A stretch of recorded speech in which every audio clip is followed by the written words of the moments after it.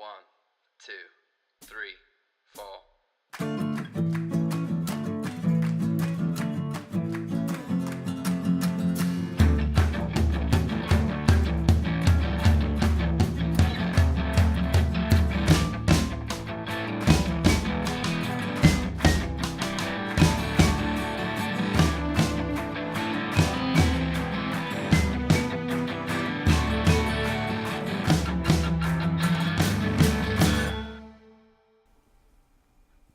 Hello everybody, welcome back to another episode of the Trial by Error Variety Show podcast.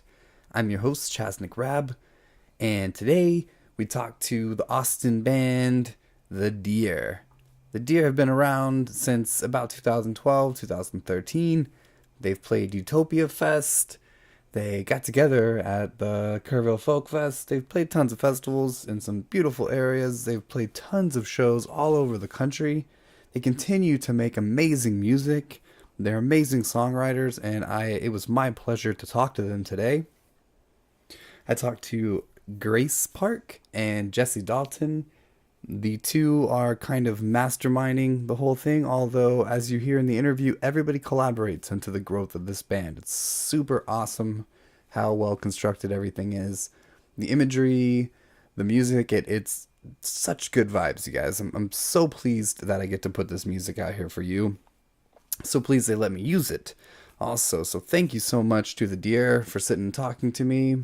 As you hear towards the end of the interview, my 7-week-old woke up. She's fussy because she wants some boob juice, and I had to, leave to prepare that. Unfortunately, I didn't have any warmed up, and you don't stand in the way of a 7-week-old and her boob juice, man. You just don't do it. So we cut the interview a little short. Doesn't matter. We're gonna catch up with them again. With this whole thing. It's still so young, so we will catch up with the Deer again soon. Just like we need to catch up with Brother Wives, and we need to catch up with Winter Fires and Conway the Whale, and we're gonna do it. I promise you, we're gonna do it. 2018 is gonna kick ass, you guys. We're already on schedule for putting out a new band every week, and I'm constantly reaching out. I'm constantly challenging myself, and I feel it. The momentum, it's rolling. It's super awesome. Okay, let's go ahead and get into this whole thing. The album that we're going to be listening to today is called Tempest and Rapture. It's available on bandcamp.com. They've got 3 full albums on bandcamp.com right now. You just go to thedeermusic.bandcamp.com to hear all of that and see the lyrics and support them directly.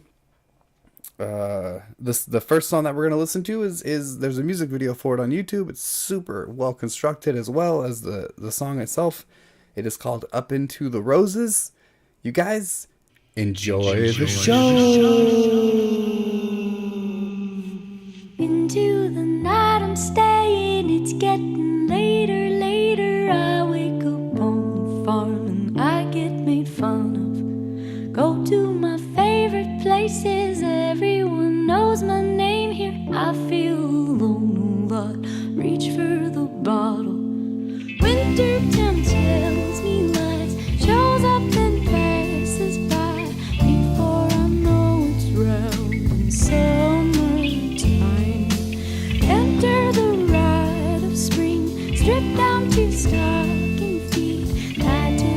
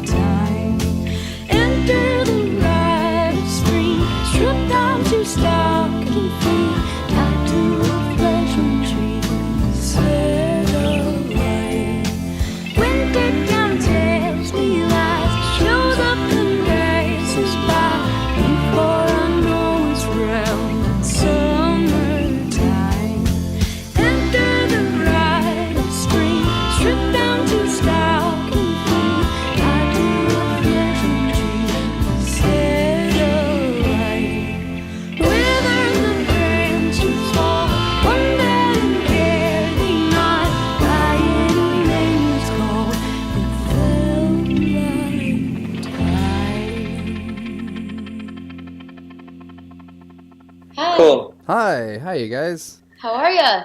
Great. How about you? Wonderful. It's a Yeah. beautiful day right now. Heck yeah, it is. I mean, we're in the same neighborhood. Oh, we are? Yeah, well, I mean, I'm out in Bandera, but I mean, it was gorgeous here. Are you in Austin right now? Yeah. So you're back at home base. We are back at home base for a minute. I just got off a 2-week run with the Whiskey Shivers because they needed a sub on the base, so I've only been home for a little bit. Very cool. How was that? It was a lot of fun. We were opening up for Railroad Earth at a Montana to San Francisco run. Oh, wow. Railroad Earth? Yeah, they're kind of like they were selling out, 1,200 capacity venues and stuff. They're pretty well known. They're playing Old Settlers this year. They are playing Old Settlers. They're kind of like carrying the torch of the Grateful Dead, so there's a lot of older crowd, but they're all hippies and they dance. Yeah, it's like a big jam band. Mm-hmm. Very cool, very cool. But anyways. Yeah, so very glad to talk to you. Jesse, I presume? Yes. And Grace? Yes. Okay, very cool. Austin, Texas is, as we said, home base. How long has that been home base? Are you native Texans? Well, we met in San Marcos. Yeah, Jesse and I are both native Texans, and so is Michael, our guitar player. We all three met at the Texas State School of Music. And I was really shy for a while, but they always played in my favorite band, so finally caught up to him and got him to play with me in about 2012. Yeah, but we met in 2004, I think, or 2003 or 4, I can't remember, somewhere way back then, just as essentially like young 20-year-olds, like literally 20 years old. And we played in college at parties, and we always hung out in the same crew. And then we started jamming at Kerrville Folk Festival in 2007 and 8 or something like that. But that was the first time that we started playing music around in the same campground, I guess. Okay, yeah, you sound like folk festers. That's the funny thing is we've been to the Kerrville Folk Festival, and then that's about it, I think, because we don't really. It's funny that we're in the folk scene and we're up for a folk award, but folk is just one side of a 20-sided die. Yeah, so you guys are very versatile. Yeah, so I could have just as much fun at the Oregon Country Fair or the Telluride Bluegrass Festival, which is other ones that we like to go to. A lot of the songs start out sounding like folk songs because a lot of them start out in backyards or by campfires or at festivals somewhere. So a lot of our music is derived from what feels like folk, but is turning into a whole new animal. Of all the places that you play, which is preferred to you? Is it the larger halls? Is it the intimate clubs, the campfire stuff, or is it the festivals? I think that the answer is all of it. We can adapt to any kind of setting or scene and really focus on the positive side of the venue or the sound system or the audience.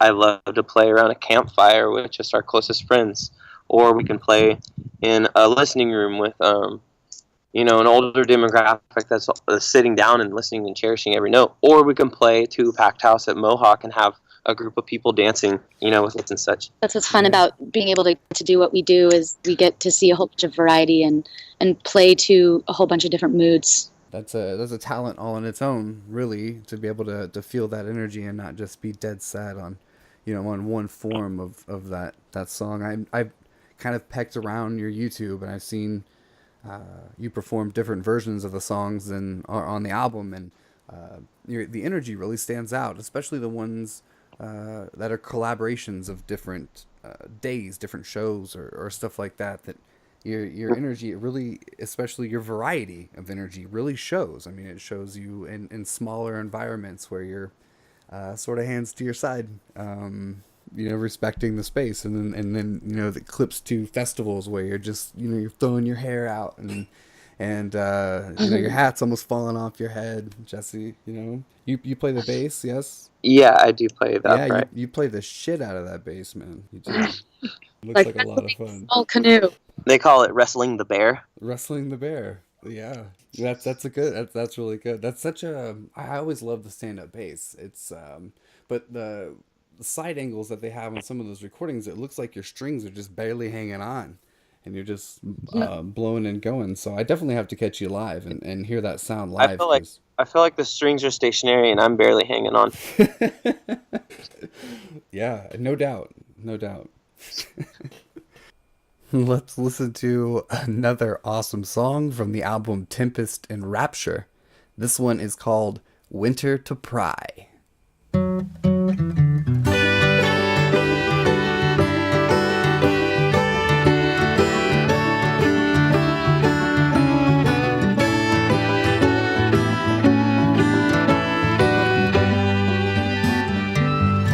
I'm the harvest moon on an autumn night. I'm watching your shadow pass through my light. Been broken asunder and over the line like the teeth of a harrow, rusted in time. I'm drinking morphine straight from the vial, though the yearlings are yearning for the winter to find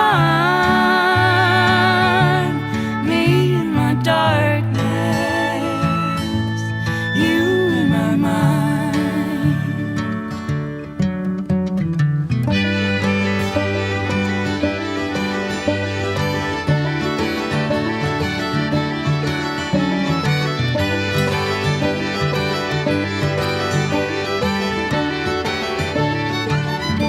I'm the winter moon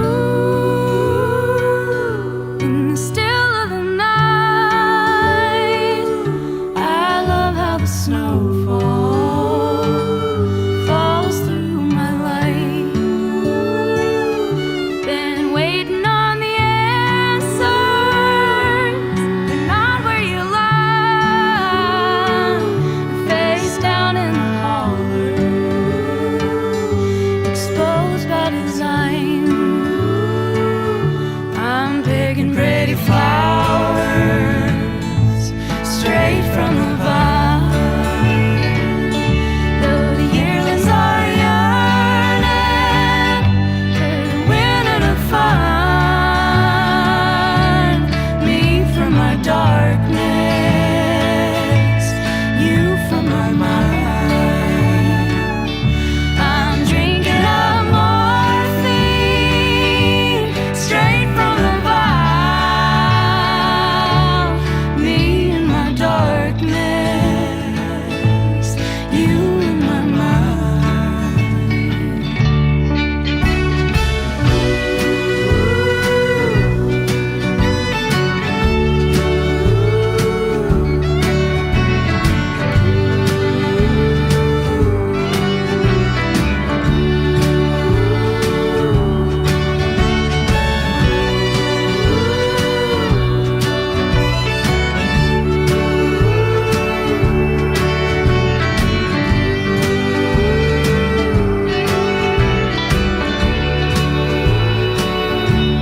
I'm drinking morphine straight from the vial, though the yearlings are yearning for the winter to pry me from my darkness, you from my mind. I'm begging pretty flowers straight from the vine, me in my darkness, you in my mind. Me in my darkness, you in my mind.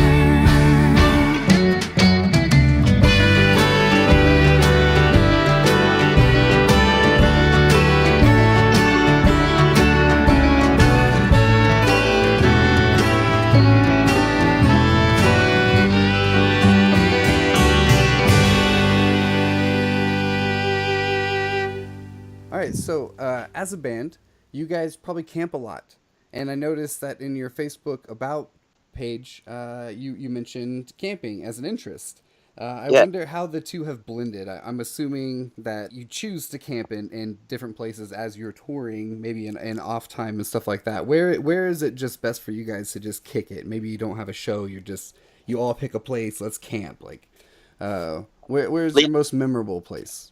We'll scope out hot springs and then as well as national forest because you can camp in the national forest up to 2 weeks, for free.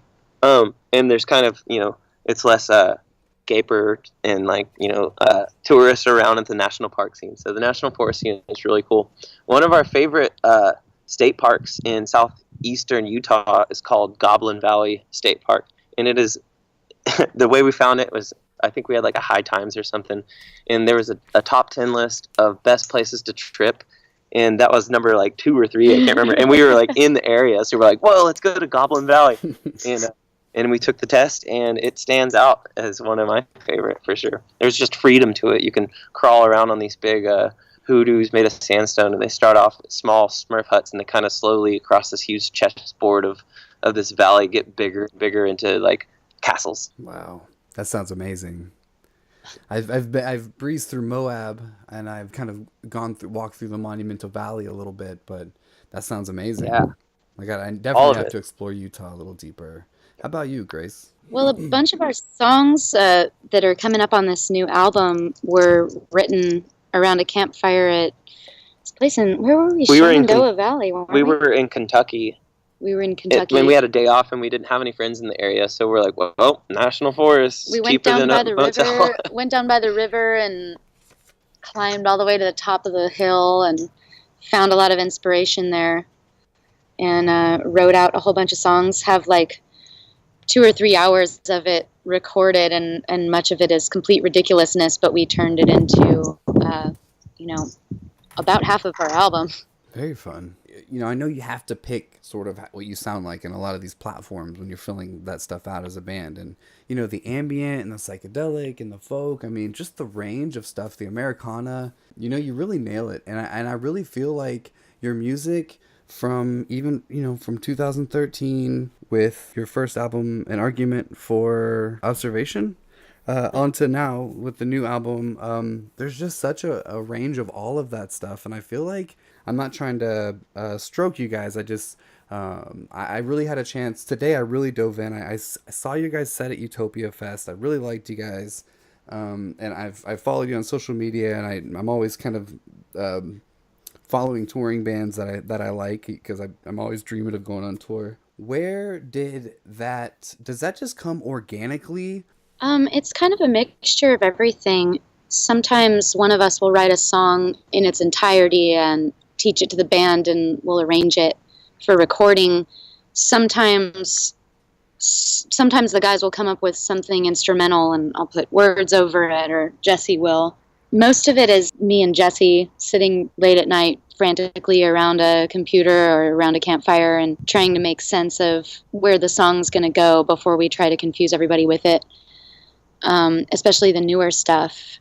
And the descriptors for our genre and everything came from people just asking me that question all the time. When I first started the project, when it was Grace Park and the Deer, people would ask that question, and we just hated it because we didn't know what it was we were making, and it felt like folk to me, but it was something different. And I really like the word psychotropic to describe it, because psychotropic really just means a mind-altering experience, not necessarily psychedelic like the 1970s, like the way they used it in the 1960s and 70s, but more like a modern take on that sort of mind expanding music. Mm-hmm. It's hard. It's tough being asked that question and not having an answer to it. I think the reason why people ask and fans ask is just because when you're trying to build a playlist, or you're trying to put together a radio station or something on your streaming stations, we want to hear you guys on there. And if we happen to type in folk, we're more likely to find that than we are psychotropic, even though we may love psychotropic. We just don't even know what the hell that is yet. So, Nope. it's definitely smart to They're one of the qualifiers, that people use. We had to get creative because we just don't sound like a lot of people. That's true. The music's beautiful. Your favorite collaboration so far, either live or recording? What's something that's really memorable for you guys that you've really enjoyed working with other artists from other bands? Well, we've worked a lot with Roger Sellers, and he's always somebody who we consult when we're recording. We have a lot of collaborative stuff with him. He goes by the moniker Bayonne. Yeah, his newer album features some of our boys on it. Mm-hmm. And we do shows with him from time to time, and it's always really refreshing. He's also from Texas State years, and we met him back in San Marcos. And he's just somebody we like to bounce a lot of ideas off of. Another group that we do a lot of collaboration with is since disbanded, but the guys from Milk Drive. Oh God. Yeah, Milk Drive. No, we're still They're playing still around. a band. Sorry. Milk Drive. Can Yeah, you we have some delete shows that? on the. No, we had to take a break because our lead singer got gobbled up by Robert Earl Keen. Then the fiddle player Dennis went over to sleep at the wheel. So Noah and I, being Milk Drive, that's when we kind of put more full stock into the deer. But nonetheless, another band is that will be featured on the new album. I think will members of Elephant Revival, and we've also had a good relationship with Fruition. We got to open up with them. Open up with them. Well, they let us on stage while they played, which was really sweet. And they came on stage while we played, so yeah, we opened up with We them. all went to a therapist together and opened up together. Yeah. Set across from each other Yeah. in a safe space. And what is follow up to that is who is somebody that you've really wanted to work with that you're sort of I guess not fantasizing about, but yeah, fantasizing about. Like you sit back, you hear a new album and think like, oh, I would love to be right here, or I would love to, it'd be awesome if they asked me to work with them or whatever. My dream would be to work with Adrienne Lenker from Big Thief. Everything that they do, they just have an amazing sound, and she's such a great songwriter. I would love to sing with her one day for sure. Yeah. Very cool. We'll definitely look into her music. I don't know. Yeah. Into her soul. Great songwriter. Let's see. Yeah, okay. So what are, I guess, pertaining to you, Jesse, what are the benefits of having management inside of the band as opposed to outside of the band? Ask us when we have a manager. Yeah, because we don't know what that's like. Yeah, I could spend. So I did booking for the band up until we got taken on by Virginia Prater, who's been awesome to us. But I would spend like 30 to 40 hours a week booking and doing management type stuff, and then Grace would be doing like the same 30, 40 hours, like making the websites and screen printing all the t-shirts and making art for the album. And, we all play many hats. Our guitar player, Mike McLeod, spends countless hours like mixing and engineering our music, and Alan's on the horn doing PR stuff all day. And he does booking now for us. Yeah, too. And he took over my position of being the liaison to a booking agent. So we all play a part in self-management, and if we could have that time free to create, I'm sure we would have a lot more better songs. Yeah, my apologies. I figured I was given your number, so I didn't know really how all that tied in, but it sounds like everybody's really a part of the growth, which is awesome. I think that's great. Everybody gets a piece of that, Yeah, totally. No apologies needed. It's just that's the way that we have to, manage a business from the ground up. And one day we'll probably get a manager, just like we got a booking agent. So it's only time. Yeah, my you hear my baby back there? Oh, yeah. That's my 7-week old. Hang on, give me a second. I'm gonna scoop her up because she'll be totally cool in my arms. Hang on. Yeah. Gotcha.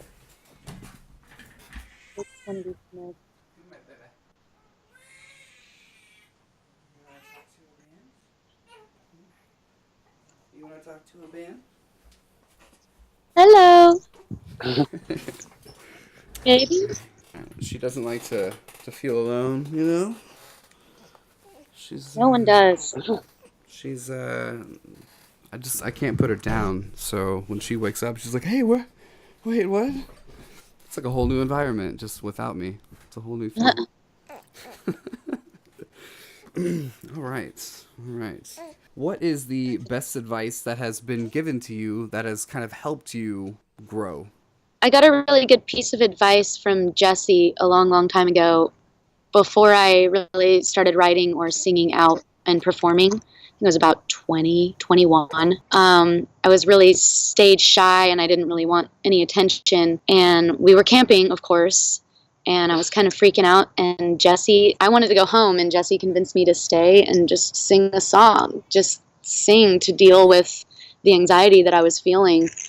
And sure enough, it turned my energy outward instead of just pinging around inside of me. And it changed my life that night. To be able to project energy out in song, like, immediately calmed all my physiological symptoms of anxiety at that moment. And it's helped me deal with anxiety attacks over the years. And after that, I started writing all the time and performing professionally. So that, thanks for that, Jesse. Yeah. I'm glad you came out of your darkness. I did. And shared the music with us. I think a piece of advice that I was in a Q&A in the audience, and going back to Elephant Revival, somebody asked Bonnie Payne, their front woman, what her favorite song to sing was, and she said the one I'm singing. So, kind of like to draw to that while I'm playing a song that I don't necessarily want to be playing. That's really awesome. But both of those pieces of advice. That's amazing that it has that sort of transcendent power, you know. Oh. Yeah. You guys, I think I might have to cut this interview. No worries. That's all right. I do not. Well, thanks for reaching out to us. Yeah, there's still so much I'd love to problem. ask you guys. We'll have to. Well, to be continued. To be continued, indeed. Well, best wishes, you guys, and thank you so much. And I'll be following you guys as I normally do, and looking forward to the new stuff. Awesome. Thank you. Yeah, later, guys. Beautiful day. Later. Bye. Bye. Oh, he's sweet. Okay, thank you so much, Grace and Jesse, for that conversation. As I said, I would love to talk to you guys again soon. Let's make it happen. If you want to hear more about the Deer and from the Deer, go check out their website. It's thedeermusic.com. You can also check them out at thedeermusic.bandcamp.com and follow them on all the social media to really stay up to speed. We've got an Instagram ourselves. It's TBE Variety Show.